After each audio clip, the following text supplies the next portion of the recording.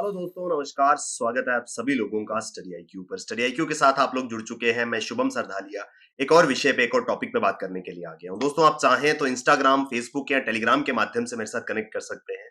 कोई भी आपका डाउट है, कोई आपकी क्वेरी है, आप मुझसे यहाँ पर पूछ सकते हैं।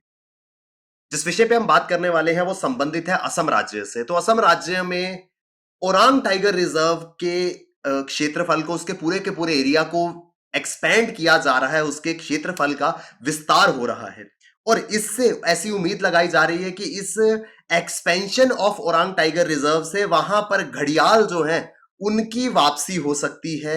इस विषय पे हम चर्चा करेंगे। असम राज्य से संबंधित ये आर्टिकल है।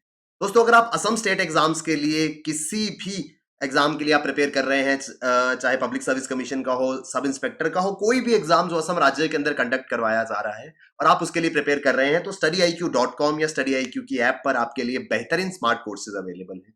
इन कोर्सेज की मदद से आप बहुत बेहतरीन तरीके से अपनी प्रिपरेशन कर पाएंगे। तो डेफिनेटली इन कोर्सेज में एनरोल करें और अपनी प्रिपरेशन को हमारे साथ बेहतर बनाएं। तो असम सरकार ने हाल ही में ये फैसला लिया था कि ओरांग नेशनल पार्क जो है उसके एरिया को बढ़ाया जाए, क्योंकि अभी जो एरिया है वो उतना बड़ा नहीं था जितने की रिक्वायरमेंट थी, या जितना प्रॉपरली वहां पे, क्योंकि काफी ज्यादा राइनोज की पॉपुलेशन भी वहां पर मौजूद है, तो इन एनिमल्स को सस्टेन करने के लिए जितने बड़े एरिया की जरूरत थी, इस वजह से इस एक्सपेंशन को किया जा रहा है। 3 बार एक्सपेंशन होगा, 3 बार इस पूरे के पूरे नेशनल पार्क का विस्तार किया जाएगा। अभी करीब 200 वर्ग किलोमीटर का इलाका ओरांग नेशनल पार्क में ऐड किया जाएगा। 200 स्क्वायर किलोमीटर के एरिया को इसमें एक्सपेंशन के दौरान ऐड किया जाएगा और ये पूरा का पूरा जो एरिया इसमें शामिल किया जाएगा उसमें एक बड़ा हिस्सा ब्रह्मपुत्रा नदी और उसके आसपास के इलाकों का मौजूद होगा।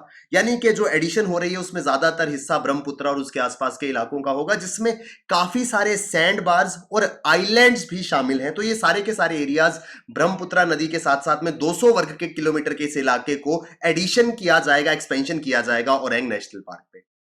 दोस्तों, अगर हम मैप के माध्यम से देखने की कोशिश करें तो असम राज्य के मैप को अगर हम देखें तो यहां पर मौजूद है ये ओरांग नेशनल पार्क। काफी सारे नेशनल पार्क असम के अंदर मौजूद हैं, चाहे मानस वाइल्ड लाइफ सेंचुरी है, ओरांग है, काजीरंगा नेशनल पार्क है, दिब्रू साइखोवा नेशनल पार्क है। तो ये सारा का सारा एरिया जो है वो आपस में एक दूसरे के आसपास मौजूद है और ये ओरांग टाइगर रिजर्व का एरिया, इसकी एक्सपेंशन होगी और ब्रह्मपुत्रा नदी के पास का इलाका इसमें ऐड किया जाएगा। एक्चुअल में यहां पर जो टाइगर और राइनोज हैं ये इस इलाके का इस्तेमाल करते हैं। जो एरिया ऐड किया जा रहा है उसका इस्तेमाल टाइगर्स और राइनोज के द्वारा किया जाता है। यहाँ पे छोटे छोटे आइलैंड्स ब्रह्मपुत्रा नदी के किनारे पर वो आइलैंड्स हैं जहां पर ये राइनोज आदि पहुंचते हैं। तो इस पूरे के पूरे एरिया को अब ऐड किया जा रहा है।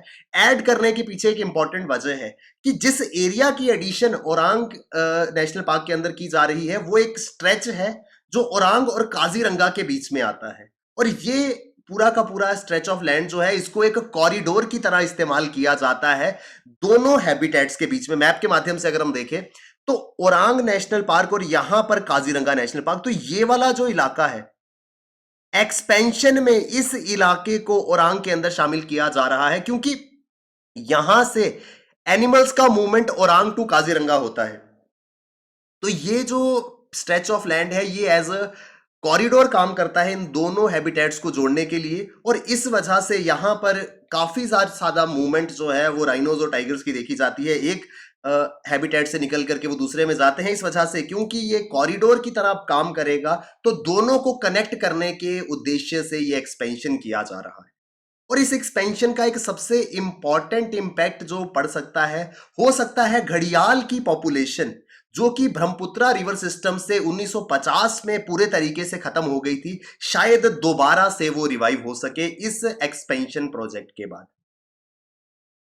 जैसे ही ये ओरांग नेशनल पार्क का एक्सपेंशन होगा, उम्मीद है कि ब्रह्मपुत्रा रिवर सिस्टम में वापस आ सके घड़ियाल, क्योंकि सरकार जो है वो इस नीति पर काम कर रही है। They are pursuing a policy जिसमें घड़ियाल जो है they would be reintroduced in Brahmaputra river system. तो इस पूरे के पूरे एक्सपेंडेड नेशनल पार्क में जो ब्रह्मपुत्रा नदी का इलाका है उसमें घड़ियाल को दोबारा से लाया जाएगा, जो कि करीब 6 दशक पहले यहां से गायब हो गए थे। लेकिन अब क्योंकि प्रोटेक्टेड एरिया का ये पार्ट बनेगा तो घड़ियाल की पॉपुलेशन को दोबारा से यहां पे एग्जिस्ट कर सकती है, दोबारा से उनकी वापसी हो सकती है, ऐसे अनुमान लगाए जा रहे हैं।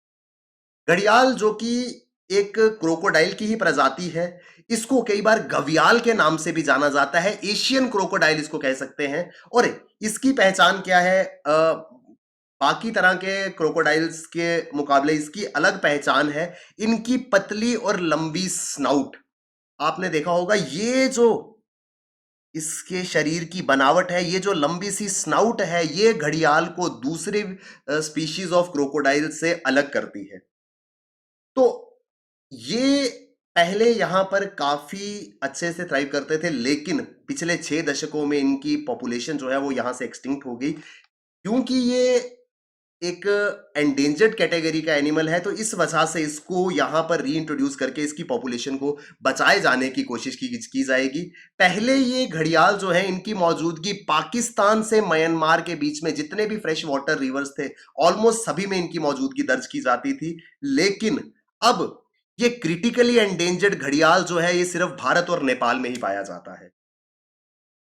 पहले म्यांमार से पाकिस्तान के बीच में जितने भी फ्रेश वाटर रिवर्स आते थे, ऑलमोस्ट सभी में घड़ियाल की पॉपुलेशन देखने को मिलती थी। लेकिन पिछले कुछ समय में, क्योंकि ये क्रिटिकली एंडेंजर्ड कैटेगरी में फॉल करता है, तो काफी नंबर में इनके डिक्लाइन आया है, और अब ये भारत और नेपाल के अंदर ही पाए जाते हैं। हिंदुस्तान में भी, भारत में भी जहां पर सबसे ज्यादा मात्रा में घड़ियालों की मौजूदगी है, वो है मध्य प्रदेश की चंबल नदी। तो चंबल नदी में ये घड़ियाल पाए जाते हैं।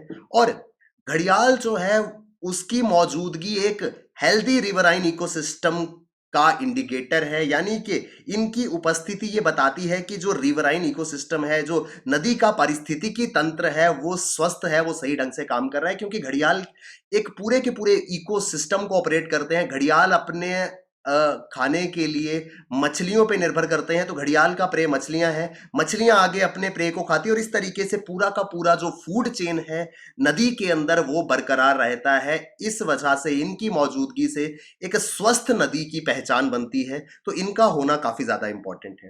ये पूरा का पूरा प्रोसेस ओरांग नेशनल पार्क में किया जा रहा है, इन सभी चीजों को ध्यान में रखते हुए, क्योंकि क्रिटिकली एंडेंजर्ड है, इनको बचाने की दिशा में काम करना है। तो ओरांग नेशनल पार्क, जिसको अब इंक्रीज किया जा रहा है, और एक्सपेंशन के बाद, क्योंकि ब्रह्मपुत्रा रिवर सिस्टम का काफी बड़ा एरिया उसके अंदर शामिल होगा, तो उस ब्रह्मपुत्रा रिवर के अंदर अब ये प्रोसेस, ये पॉलिसी बनाई जा रही है कि घड़ियाल को रीइंट्रोड्यूस किया जाए। ओरांग नेशनल पार्क के बारे में अगर हम बात करें, तो असम के दारंग और सोनितपुर जिले में ये ओरांग नेशनल पार्क जो है वो फॉल करता है। 1985 में इसको वाइल्ड लाइफ सेंचुरी के रूप में बनाया गया था, और बाद में 1999 में, 1999 में इसको नेशनल पार्क घोषित कर दिया गया। तो ये पूरा का पूरा न्यूज आर्टिकल जो असम राज्य से संबंधित है, ओरांग नेशनल पार्क, उसके एरिया के एक्सपेंशन की बात हो रही है, और उसका सीधा सीधा असर जो है वो घड़ियाल की पॉपुलेशन पर पड़ेगा। और साथ ही साथ इसके अलावा, घड़ियाल के अलावा कुछ और अन्य प्रजातियां भी हैं जिनको इससे लाभ पहुंचेगा, जिसमें बहुत सारी टर्टल की वैरायटीज भी शामिल है। तो दोस्तों, बेस्ट ऑनलाइन कोर्सेज अगर आप असम राज्य के अंदर किसी भी एग्जाम की प्रिपरेशन कर रहे हैं, तो studiiq.com या studiiq की ऐप पर आपके लिए मौजूद है। इन कोर्सेज की मदद से आप बहुत अच्छे तरीके से अपनी प्रिपरेशन कर पाएंगे। तो डेफिनेटली इन कोर्सेज पे एनरोल करें। Thank you very much, all the best, keep working hard, bye bye, take care, Jai Hind.